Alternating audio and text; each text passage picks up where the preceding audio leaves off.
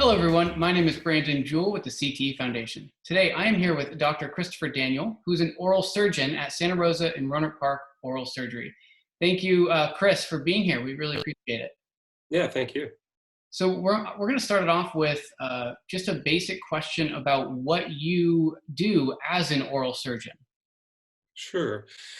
Yeah, so my typical day is usually office-based surgeries, as opposed to some oral surgeons having more of a hospital-based practice. Our group is largely what's called dentoalveolar surgery. So we remove teeth, including wisdom teeth. We oftentimes will do that with patients being sedated under IV anesthesia. And another big part of our practice is dental implant placement. So that's the typical, what I would call the bread and butter of what I do in my practice. But oral surgeons do kind of a whole gamut of other different things depending on either their training or their interest. Now, what drove you to go into oral surgery as a career? That's actually kind of a long story, quite a circuitous route. So for me, I'm originally from Texas, born and raised in San Antonio. In high school, I was introduced to dentistry by way of my mom. She was a dental practice manager for many, many years. And so I got to meet dentists that she worked with over the years. And so I always had that maybe in the back of my mind as something that was a possibility.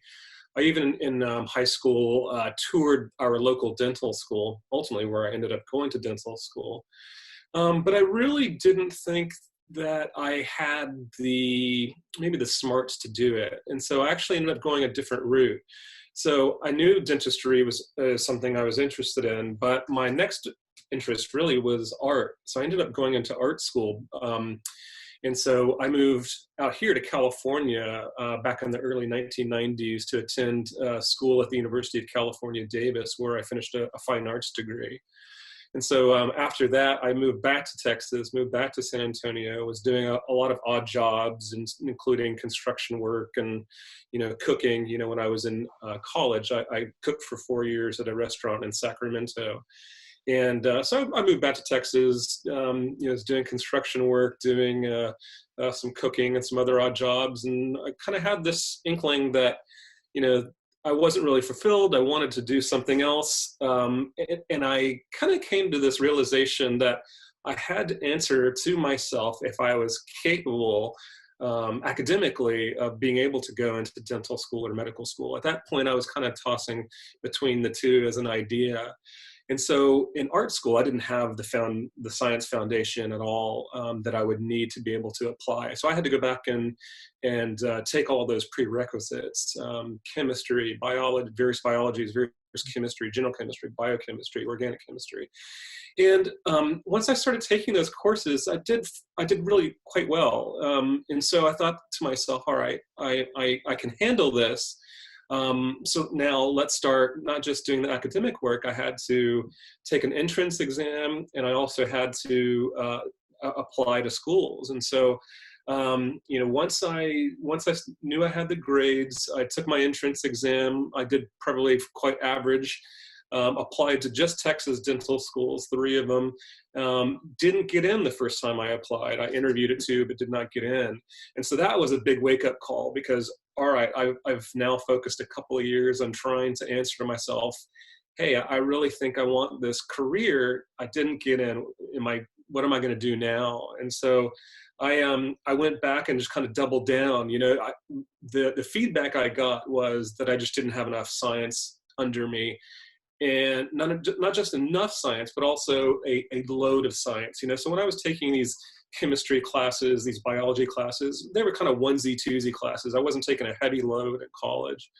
And so that's when I said, all right, I know I can do this. And so I doubled down and took very heavy load. And ultimately, I was en route to get another bachelor's degree to be able to prove I could handle it. And luckily, my grades continued to be well. I retook my entrance exam. That score went up.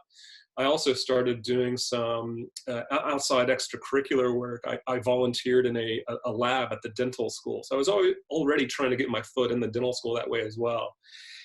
Applied the second time, and got accepted to 2 out of the 3 dental schools I applied to. And I ended up choosing going to San Antonio. That's where I was from. That's where I was living.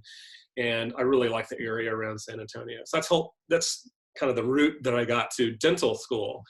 As far as oral surgery, when I was, in my story is very atypical, I think, for most. So I started very early on in my first year of dental school, kind of playing with the idea of what would it look like if I were to pursue some dental specialty. So there are a variety of dental specialties: periodontics, prosthodontics, orthodontics, pediatric dentistry, and then oral surgery. And so I started spending some time in the specialty clinics, just watching what these folks were doing. And it was very clear early on that I liked the idea of surgery. It's quite competitive depending on what your expectations are, but it's quite competitive to do dental specialties for the most part.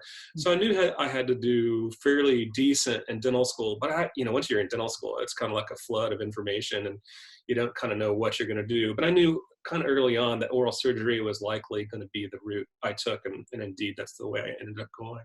Hmm. You said a couple things that I think are standout lessons for those that are watching this video, which is one, you don't have to know exactly what you want to do real early on in life, and you can try multiple things before you finally find the one thing that you really enjoy. And the other thing that really stood out was that when you tried to get into the dentist schools, you didn't get in the first time, but you decided not to give up and think to yourself, well, maybe I'm not cut out for this. You kept on with it, and now you are right in the field that you want to be in, which I think is a great lesson. Can I illustrate one more thing that I think is also kind of a standout thing? And I didn't tell you this before our meeting, but I'm actually transitioning out of private practice to go into academics and teach. That's something I think I've always wanted to do as well. So the point of bringing that up is, in my 12 plus years of private practice, I interface with dental students when I do volunteer work. I interface with other healthcare professional wannabes. Like there's a college, Sonoma State University, just right next to me here in Rohnert Park. And I go and speak to some other students over there. And the one thing that I would also want to say is not only not to give up if you don't reach a particular milestone you set for yourself, but also don't let those milestones define your capacity to perform. So I'll give an example. So I took a dental admissions test the first time. I scored pretty mediocre. I would say probably a national average kind of mediocre. I took it a second time and it went up. But when I was in dental school, my performance absolutely blew all of that away. I mean, it's not a bragging thing. It's just that those standardized tests might test some things, but I think once you find the thing you're passionate about, it really becomes, it really can become so much better for folks. I mean, for me, I ended up graduating #1 in my class. And this was a guy who, was an art student, really didn't have that solid science background. And I went throughout 4 years of dental school and ended up graduating, top of my class, which, luckily for me, it allowed me the flexibility to choose, ultimately where I wanted to go as far as oral surgery training, Just to clarify, and this is more out of curiosity, how long did you have to go to school to become an oral surgeon? So if you want to include college, it's approximately a 14-year path. Wow. So that's a good point. So you don't have to have a bachelor's degree to go into dental school, and you don't have to have a bachelor's degree to go into medical school. But I think if you look at the applicants, most do, it can be pretty competitive, and people come in with competitive backgrounds. Yeah. So for me, we'll just call it was longer than 4 years of college because I did some academics after my first degree.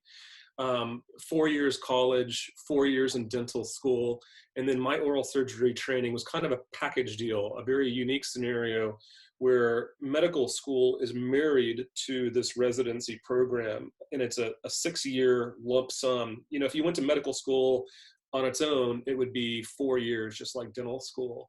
But for me, it was really more or less 2 years of medical school. All of the other stuff I did in dental school was comparable in terms of the basic science, foundation, academic, didactic stuff. And then 4 years of residency. So yeah, 4 years dental school, 6 years of medical school and residency. Wow. So as the last question, I always ask for a piece of advice, because those who are watching this are generally going to be in high school, and they're starting to think about what path that they want to take. And we already kind of covered some of those kind of lessons already, but maybe you can give us just a piece of advice that you learned along the way on your path that could help these students. Sure. I think two things come to mind. So in medical school, I had a psychiatry professor, and in medical school, in psychiatry, you only have two exams, like a midterm exam and then a final exam. And he would always say, before his exams, Dr. Pinnell would always say, short-term pain, long-term gain.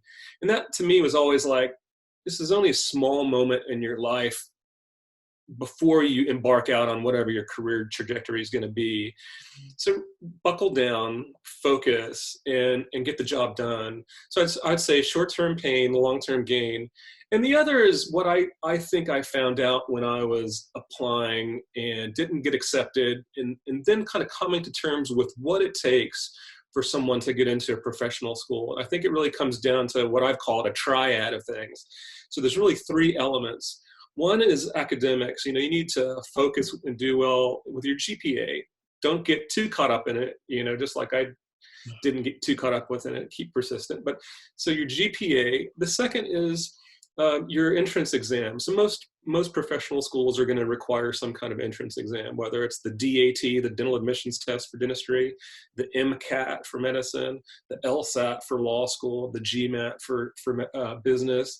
So focus on your academics, do well on your entrance exam. And the last part is really find something that you're passionate that's outside of that, some kind of extracurricular activity that really illustrates what it is that drives you as a person. For me, that part of my triad was research. I hopped in and did research prior to dental school, and I kept doing it all throughout dental school. So I think focus, keep those three things in mind.